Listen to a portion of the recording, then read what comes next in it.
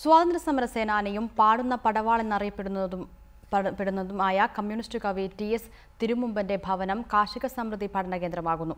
കാസർഗോഡ് പിലിക്കോട് പ്രാദേശിക കാർഷിക ഗവേഷണ കേന്ദ്രമാണ് ഭവനം പഠനകേന്ദ്രമാക്കി നവീകരിച്ചത്.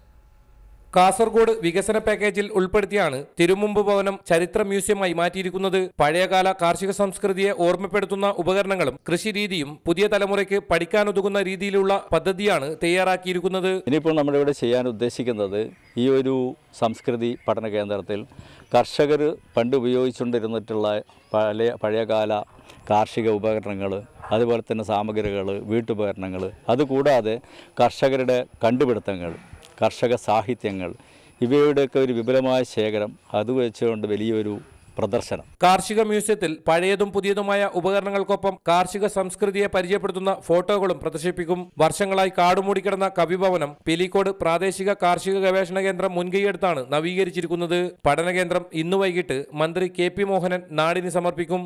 റിപ്പോർട്ടർ, കാസർഗോഡ്.